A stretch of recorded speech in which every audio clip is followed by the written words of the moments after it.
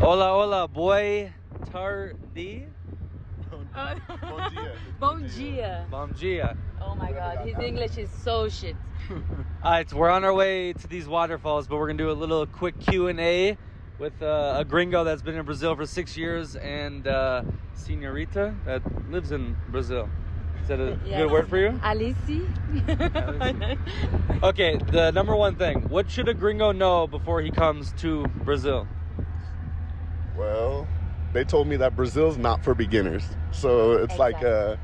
like a thing that you got to just like be on your feet, be aware of things at all time. Like it's a country that has a lot of beauty, a lot of culture, but there's also like a lot of what they call malandro, which is kind of like schemes, like people who try and kind of like run it up on you or do like they take advantage because you don't understand the language, you don't understand the currency exchange and stuff like that. So it's just a place where you got to kind of be an expert, you know?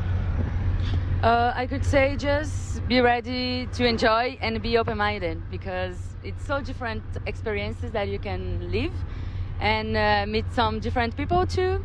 But he's amazing. Just be ready for everything. But Osha, you've been here for 6 years. Was this the first country you visited outside the States?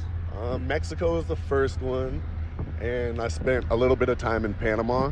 I had a grandparent living there, or passing time there, so I spent a few weeks there. But for like living and actually like spending like a quality, a significant amount of time, yeah, this is the first time I've lived outside of the country. So obviously you fell in love with Brazil. Why? Well, for me, it's like it's a real simple place, but it's like the simplicity is beautiful for me. So like I live up in the northeast in João Pessoa, Paraíba, which is like they say the place closest to Africa. So if you're looking at the map of South America, it's the part of the beach that sticks out furthest east there. And so like when you go there, it's like blue water, white sand. Like it feels like time is slowed down. You know, the cost to live is really cheap. And like the culture, people are really warm. They're very like accepting, and like they'll let like a complete stranger like into their house. He'll feed you. Like it's just a whole different culture and consciousness than like being in the inner city in America. You know. Alice, your gringo stereotypes. Hit me hard. Don't be shy. Why it's an important question? I don't know. Like I don't have, You have a lots type. of opinions, so I don't have a type. no, do you're you? stereotypes. Stereotype. I don't. It's like the The American. American one? Yes. Okay, let me say Yes. American one. Shit. Shit. Okay, I hate American people. Why? To be honest, because they think the world is for them Okay. and they are the king of the world and everything. So I'm really like okay, just between American guys. But one is so nice, so open. Another one, I don't know, he needs to work a little bit more. But I have hope on him. That's why. Yeah. So you think the Americans are closed-minded? They live in a bubble. They're arrogant. They don't Exactly. care about the rest of the world. Is that what you think? Yes, I think. So you wouldn't say Brazil is very similar, of being isolationist. Their whole culture, they don't speak Spanish in Latin America. Everyone else does. They live in their own world. So aren't you not similar? Let me explain you something. American has much money than us, okay? And for you guys, I will not say for every American people, but it's easier to go to another country to meet some other culture. But here in Brazil, most of the people are so poor, so it's so hard for people to meet other people. But when other people come here, we are open to learn. You can say like in Recife, for example, most of the people there are so poor. Like, but I'm sure they are open to discover about your culture, to know about you and everything. So if we could, I'm sure you could speak a lot of language, know for different cultures and everything. Yeah, one thing that like I noticed here is it's like a privilege aspect, you know? Like in America, for example, like we have access to a lot of iPhones. Like with iPhones, like here people would like, if you gave a Brazilian an iPhone, they would become a vlogger, they could make videos, they would edit, they would use every aspect of the iPhone to try and make as much money as they could. Even like, I've seen people who get an iPhone and rent an iPhone so people can do like delivery apps and like Uber, Right. like different, yeah, like they will let people use their phone to go to work. You know what I mean? So like they will get all all the different abilities, the maximum abilities out of like their products, you know? Like for example, Americans don't know that Brazilians speak Portuguese, but it's like we have access, everybody and their mom, from kids to grown to elderly adults, even the poorer people have access to internet and access to information, but we don't use it. So like that's one of the things Brazilians like think we take for advantage, and we're privileged in that way because we have access to a lot of these resources and like comforts and luxuries. However, like we're really like we're comfortable, you know? We just like, a lot of people just scrape by with just doing sufficient, just doing enough, not really optimizing the potential of their resources. But I think this could be said for any country. It's just we're so much in the media and we dominate so much a lot of different markets that we're gonna like receive a little bit more hyper criticism because we're also trying to show how great we are in the face. Yeah, the little dogs always bark at the big dogs. That's a fact. Oh my god, the shit guy speaking. Okay, give me 3 pros of Brazil and 3 cons. You guys can both do 3 good, 3 bad. Let's say. I would say one of the best thing in Brazil is like the food. I love the food. Food? Yeah, the food. One of the best, one of the top things in Brazil. Everywhere you go is every like region in Brazil is gonna have like different cuisine. So like depending where you're out on the beach, it's like it doesn't make any sense, but you eat soup and fried fish. Like you go to the beach and it's 100 degrees and the only thing you want to do is eat hot food. It makes 0 sense, but it's the only thing you crave when you go to the beach. It's amazing. And then like when you come down here in the like southeast, there's like tropeiro, there's like different mixtures. Tropeiro, yeah, there's that's like my favorite macarrão one. de chapa. It's like spaghetti. It's like a form of yakisoba, like street food yakisoba. In the northeast, it's more like it's less cooked food. There's a lot of cooked food, but you have like a lot more fruits, tapioca, which is like a substitute for like bread there. Couscous, we eat that with some meals in America, but they eat it with like 3 or 4 times a day. They eat couscous with something. So it's like the food is really simple, but it's like so delicious. You know what I mean? So I think the food. That's a pro. 3 pros and 3 cons. So give me a pro. Another point I think is the people. I love Brazilian people. Like we are so friendly. We want to enjoy every fucking thing, and yeah, you can do everything with Brazilian people. You can go to the beach. We can go to the church if you want to. You can do everything. Really, Brazilian people for me is the best of the world. Absolutely. The last pro, I would say, man, the cost of living is very cheap. Like you can do a lot of the like luxury things that you would want to do in like other countries here for extremely cheap. You know, can't like different camping and like different tree resorts. There's like you know, different like tourist destinations like islands and boat tours, and you can like go to like the top resorts and eat at the best restaurants, and it's not going to cost you too much. You know what I'm saying? You're speaking from Gringo perspective, right? Yeah, not Brazil. If you think like I think the other thing is like culturally for me, like, so there's a lot of different like cultural regional dances, music, like people go to different shows in the street and like everybody's singing the song. There's like specific like line dances, or there's like partner dances, or like you're not gonna go to a club and see like wallflowers or go to a bar. There's like everybody's dancing, everybody's like enjoying the time. So I think it's like the culture about Brazil too. There's a lot of different parties and holidays. Like in the Northeast, at least, there's a holiday every 2 weeks. You can't go more than 2 weeks without a holiday. There's a lot of Catholic influence, so you got like the Catholic traditional holidays, and then you have like a lot of regional state holidays too. So like people have the day off and go to the beach and like drink all day like in the middle of the week. So I think the culture aspect, which you're gonna get an extremely different culture in every region in Brazil. I think there's like 3 different countries in Brazil: the Northeast, the like Southeast, and then the South. So depending where you're at, you can get a completely different like vibe. The Brazilians definitely make the most out of what they got, 100%. Okay, cons. Alice? I don't know the word in English. Desigualdade? It's like coisas ruim, or menos bom. O quê? Não. Como eu posso falar desigualdade? It's inequality. Inequality in the society. I hate this because you can see a rich neighborhood and just beside a favela, a really poor neighborhood. And I definitely hate it because the poor people just keep the rich people alive. So yeah, you can see it like a lot. the biggest thing with like inequality. There's no middle class here, so you're rich or you're poor. And the other thing is like in America, some of the like poor neighborhoods are spread out throughout any given city. Here, like the neighborhoods are concentrated, and like the city like ends up divided.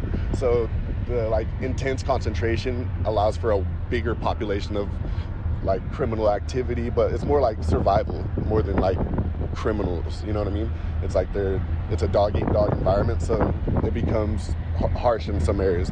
I think another like con to it is the political influence here. Like the people, like I said, the people are so divided, like rich and poor. The people that are poor are easily influenced with necessities today. So like politicians can go into neighborhoods and offer beans and rice and food for the month and like win votes from entire communities that will change the impact of the next 4 years.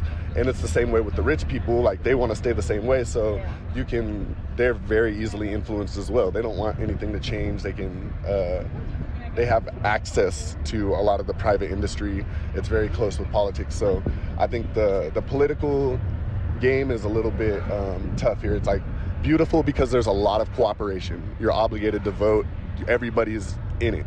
But it's tough because it's very easy. They're very easily influenced here. So you see a lot of like inequalities for sure socially. A lot of criminal politicians.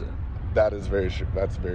I mean, it's the lack of access to education. Yeah. So a lot of Brazilians like it's just now happening that like the majority of Brazilians can have like TV. Like to watch TV here is like something that is a huge luxury because that's a lot of the ways that you get your journal. A lot of the ways you get your news from the bigger cities. Like there's interior cities who like there's no way for them to gain access or be like up to date with what's going on, let alone have like a conscious mindset or a political perspective on anything that's going on because they're not updated about the economy. They're not updated about private interest, public interest, anything that's going on. So their realities are they're very constructed and they're easily constructed.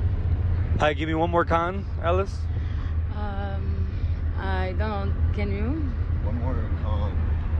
I would say that there's still a lot of racism in Brazil still, and people wouldn't think that, but I think it's a little bit different. Like there's the racism here is like more like preconceived stereotypes opposed to like systematic racism in America. You know, there's a lot of like privatized prisons, a lot of like there's a scheme in America that is like constructed around racism. Here it's more like so many poor people are concentrated in parts of the city that are black that everybody is thought to be like a thug or a drug dealer that's black or brown here by the cops and by people socially. So it's not necessarily a systematic thing. It's more of the social aspect of racism is still very prevalent here, you know? I don't know if I can cut this out if you don't want it, but I know that you're not afraid to drive at night if you've had a couple because you don't think you'll get pulled over, but they have stops for a lot of people in the favelas.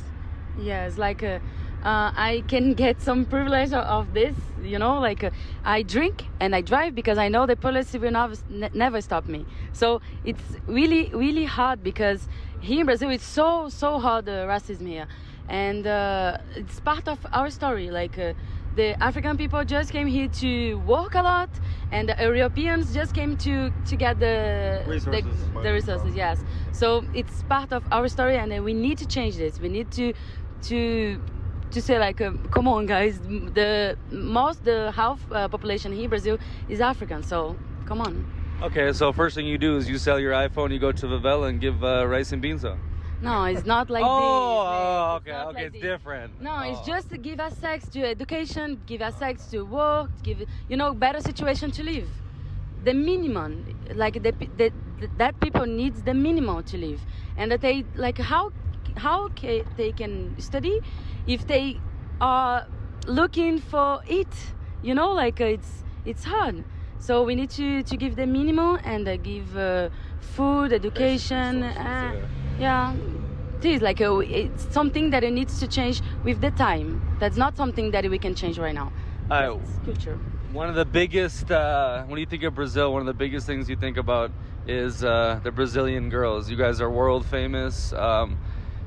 I want to hear your opinions on O'Shea. You've dated Brazilian girls, and Alice, you're a Brazilian girl. I want to hear what you guys think about your stereotype around the world about how sexual, pretty, amazing, fun, exciting the Brazilian girl is.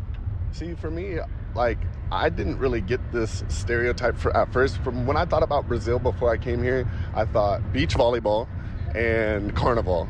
That was like in the Amazon rainforest. So like for me, I think every culture, every ethnicity, every race has like a sexual side to them. Some people in America, it's a little bit, I don't know, it's like divided because we sell sex, but like there's a lot of stuff that like is still like, for example, prostitution is illegal for the most part, except for some states or some cities.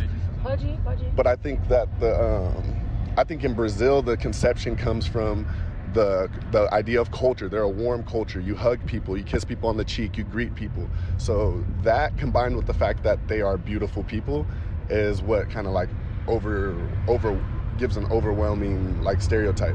The other thing is prostitution is legal here. So there's It's big business. It's a huge business here. So there are the cruel reality is that a lot of people come here for that, but a lot of people go to a lot of different countries for that. You know, there's, I think, Japan, China, and like South Asia. I think there's a lot of places Southeast Asia, which prostitution is even heavier. I think like Amsterdam, you know, Portugal, there's a lot of places that prostitution is also legal. But here's the difference though. In Amsterdam, you're paying $150 for a 7 European. In Brazil, there's 9.5 selling their ass for $20 an hour. Oh, did you research about it? The currency exchange is definitely gives it a spike, or it makes it more appealing for sure. I think that also, I mean, the Brazilian culture is like a sexual culture, from the like funk music to yeah, the music's all about sex, isn't it? Yeah, and like they're very conscious about their bodies. Like I feel like they eat well, they work out. It's a healthy community. So there's a lot of people here who are proud to show their bodies. It's an open, warm culture, and it just so happens that the genetics in Brazil are beautiful. So I think that yes, there's a huge stereotype in it, but I think this is something that you can get anywhere you go. You know what I'm saying? You can get the same stereotype and the same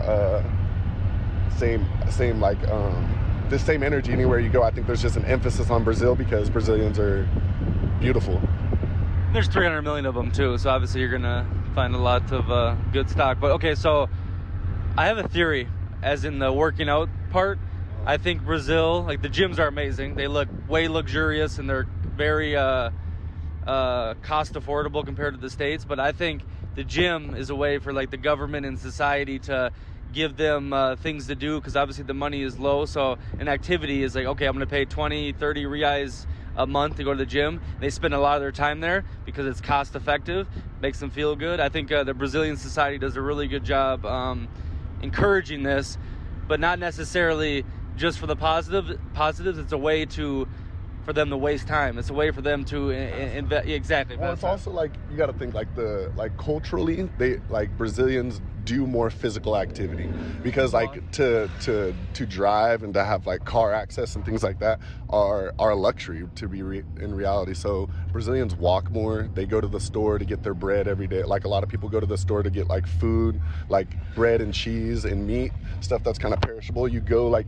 every day or every 2 days to go physically walking down the street, down your neighborhood, grab stuff and walk back. Obviously there's buses and transportation, but a lot of the people like operate with bikes and on foot. And like, for example, in the Northeast, there's a lot of gyms, but if you go to the beach in the morning from like sunrise till 8 o'clock, the beach is packed with people playing sand volleyball, soccer, running, jogging, skating on their bike, like walking their dogs. Like it's a cultural thing. People are outside, active, doing stuff, you know what I mean? Like even kids, like they don't have luxury here to have like an Xbox or a PlayStation. Exactly. So the kids are in the street playing soccer, like enjoying the day. It's like it's part of the culture, you know? Even if you're just out, like people will just be outside in the front of their house with chairs playing cards and dominoes like from 6 in the morning, you know? It's just like the cultural thing. It's about community and like getting together and being active and doing stuff. It's like how they thrive. I really don't I was really amazed at like the mass cooperation and like the culture of sports here. It's not really a thing where you make a lot of money. Like you can't make money. There's not really good pro sports here, but as far as the athleticism and the consciousness of people and their body, it's huge here. People are extremely conscious of their body, not about their body, but of their body and their health. So what do you think about that? I mean, I know you're Miss Gen Z, Lula, feminist. So what do you think about like the body, body shaming's a big thing now, and like, okay, a woman should be judged on their body, but in Brazil it's very important. I think here we are more open about the type of the body, and I can say this because my European friends say like they feel more judged in Europe than here. Judged. Like we can be as we are, like go on the beach and just enjoy, because that's your body. You don't need to be shamed because of your body. That's your body, that's your history, so just enjoy. So we usually think about like this, but as you said about be active, and I think we are more when you compare to American people. Yeah. But when you compare to European people, I think Europeans are more than us, because They walk. I think it's because it's healthy, like we do it because we like it, but European people do it because healthy state, like, but if you compare to American, definitely we do it more. But obesity here, it's getting high, so high, really.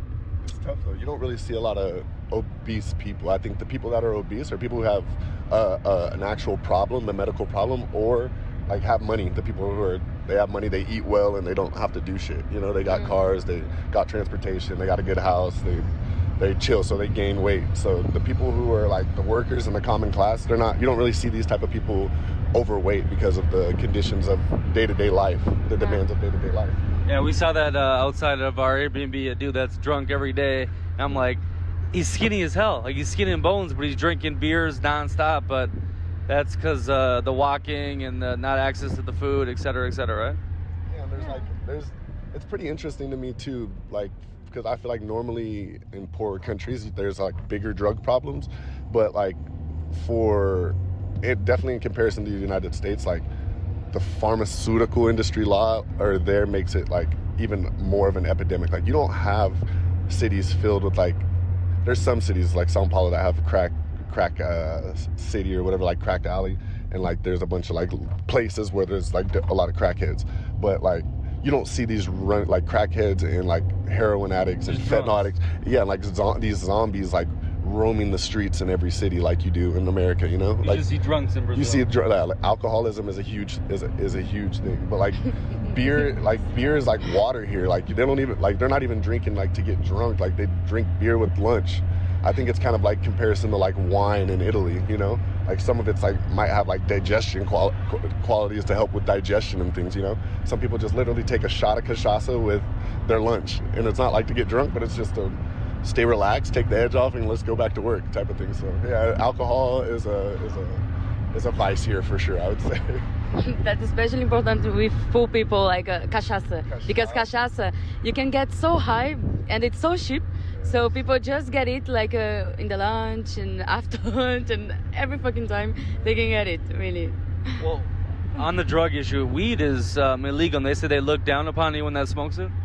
Yeah, there's like a big like preconception with weed still. There's a lot of, like I said, there's a lot of Catholic influence here, so there's a lot of conservative and traditional perspectives here. So there is a lot of problems within the like favelas and the poor communities with drug trafficking, but this also is full circle because of the lack of economy. So like there's a lot of money obviously in drug trafficking, but there's also there's also a big war between the cops and the people in the favelas that make problems, and a lot of people die because of drug trafficking. So it's not necessarily the people smoke weed and these people are bad. It's just they're adding to a business that involves and provokes a lot of innocent Brazilians being killed and children being put in situations to do trafficking.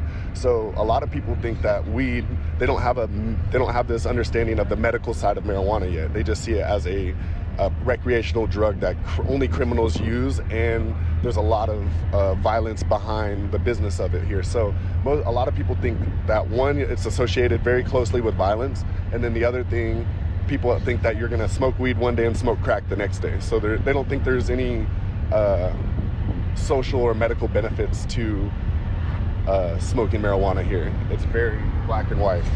You alluded to it, like the Catholic influence, and I find it fascinating. In Florianopolis, so you go to the beach, there's only one naked beach out of the 40, right? And the girls, they wear the thong bikinis. You can pretty much see their nipple, you can see all their ass, but you say, hey, why don't you take your top off? Like, it's fine, right? We're on the beach. Because in Europe, it's normal. Everyone is topless, right? But no, I can't do that. I said, what do you mean? You're already naked. But like the contradiction of Brazil, like super religious, but party, crazy. You know what I mean? Everything seems like a contradiction in Brazil to me. Yeah, it's a little bit tough. Like I said, they got a lot of holidays for sure.